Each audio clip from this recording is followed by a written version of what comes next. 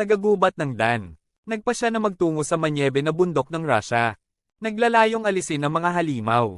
Bago sila lumitaw. Gayunpaman, nag-aalala si Dad sa paggastos ng pera ng mga nagbabayad ng buwis.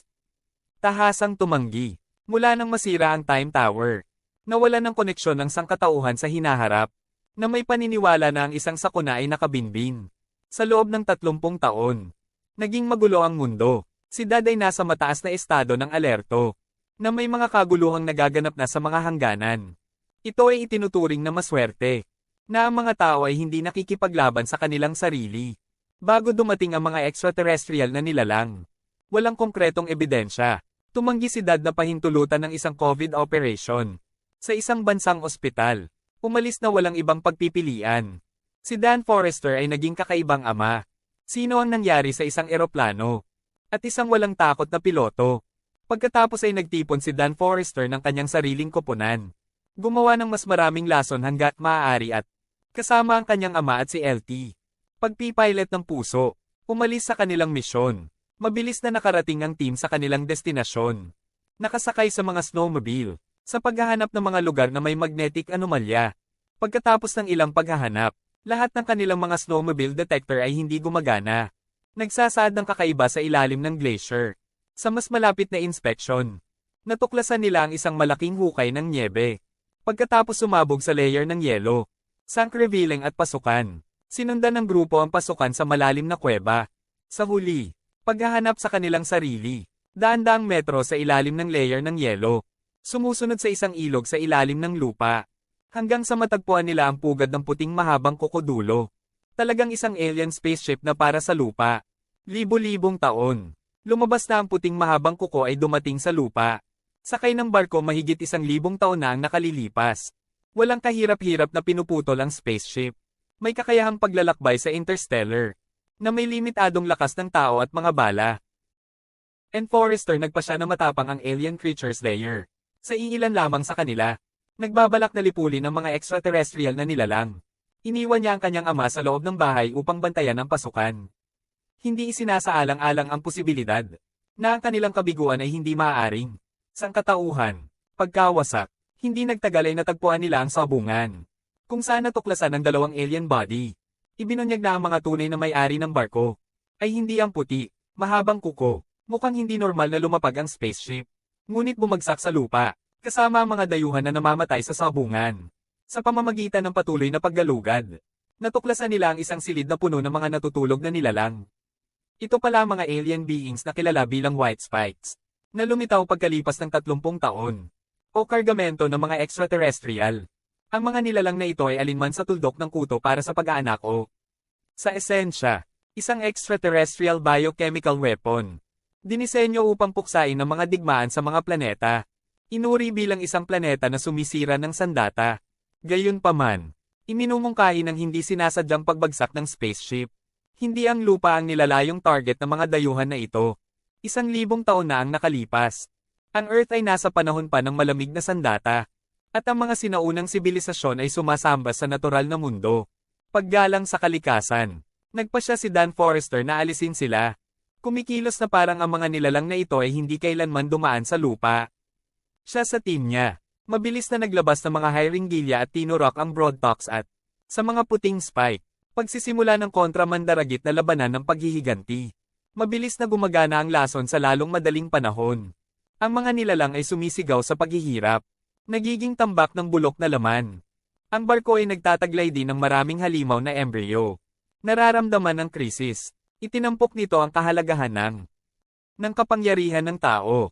Kung marami pang tao, para iturok lahat ng nilalang. Sabay-sabay. Hindi na sana madyagising ang iba sa mga hiyawan. Maya-maya ay ang puting mahabang kuko sa tabi nila ay lumalaya mula sa cultivation pods. At lahat ay maaari lamang barilin sa kanila. Ngunit bilang isang resulta, sinamantala pa rin ng iilan sa kanila ang kaguluhan. At nakatakas, Dan Forrester's ama at Charlie. Hindi sila napigilan sa pintuan. Ano ang dapat nilang gawin? Yung kakagising lang ay ilan lang sa kanila. May barkong puno ng mga halimaw na naghihintay na magising. Kaya kung gagawin natin ang mga lason sa mga bala ng lason, baka kayanin natin. Ang tanging solusyon ngayon ay sirain ang buong barko. Nagpa siya si Dorian at ang iba pa na manatili. at naglagay ng mga pampasabog sa loob ng barko. Habang hinahabol ni Dan Forrester ang pagtakas, White Long Spike minsan ang millennial. Nakatakas ang mga puting mahabang spike. Sila ay umangkop sa nagkakahalaga ng atmosphere, nang hindi na kailangang bumawi. Kaagad, pagpasok ng motive slaughter, Charlie at Dan Forrester's ama sa labas. Nagmamadaling inatake, pero nakajam ang baril ni Charlie. Sa isang kritikal na sandali, gumamit siya ng cutting machine. Ang halimaw, hindi mapigilan sa oras, nabangga ang ulo sa lag-ari. Tinatanggal ang mga nakatakas na nilalang.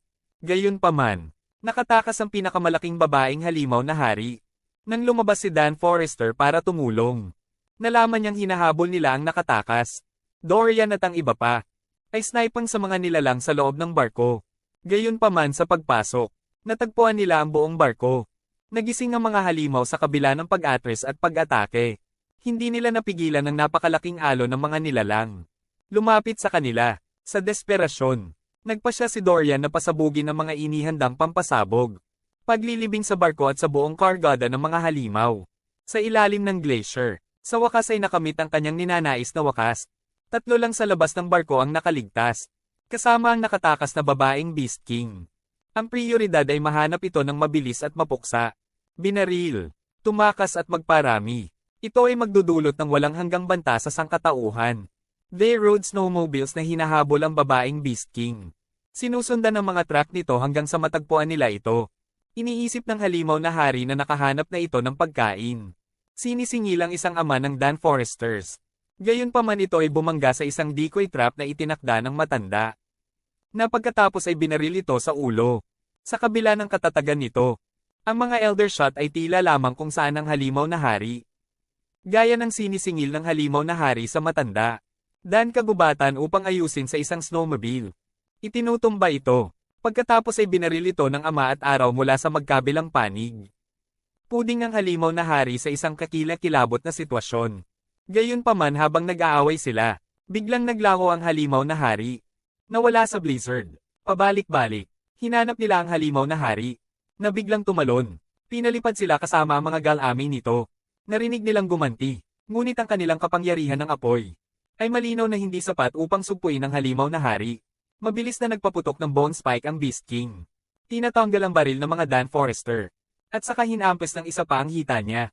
Habang nahulog si Dan Forrester, ang halimaw na hari, sinisingil ng baliw. Nilabas ng mga Dan Forrester ang spike. At sinaksak sa mata ang halimaw na hari. Binulag ng ama ang kabilang mata ng halimaw na hari. Galit na galit, the Beast King shot bone spike wildly. Sinasamantala ang pagkakataon. Dan kagubatan upang tanggihan ang lason. Sa galami ng hari ng hayop. Mabilis na nagkakabisa. Akala ko tapos na ang laban. Nabigla sila. Nang kagatin ng halimaw na hari ang sariling braso. Para pigilan ang pagkalat ng lason. Nagpapakita ng mabangis na hangarin na mabuhay pagkatapos ng manyebe na labanan. Nakaka-relate lang ang bulag na halimaw na hari. At ito pakiramdam ng amoy upang mahanap Dan Forrester. Halos walang pagtatanggol pa. Ang ama, sa isang biglaang matapang na galaw. Nilayo na akitin ng halimaw na hari gamit ang kanyang dugo. Para mahulog sa bangin. Magkasama, handang magsakripisyo ng kabayanihan at hindi sumang-ayon si Forrester. Binibigyan ng kapangyarihan ng mga bono ng pamilya. Bayani siyang lumaban. Pamamahala upang maiwasan ang mga pag-atake ng halimaw na hari. Para kang Star-Lord mula sa mga Avengers. Sa kalaunan ay nalampasan ito pagkatapos ng sunod-sunod na suntok. Pinilit nilang ibaba ang lason sa lalamunan ng haring hayop. Walang kakayahang lumaban. Nagsimulang mabulok ang babaeng halimaw na hari. Kagad kapag nagkabisa ang lason. Sinipa ito ni Dan Forrester sa isang bangin. Kung saan nagkapira-piraso ito sa isang bato sa ibaba. Sa wakas ay naiwasan ng sangkatauhan ng krisis ng pagkatupok. Sa hinaharap, si Dan Forrester at ang kanyang ama ay nagkasundo muli.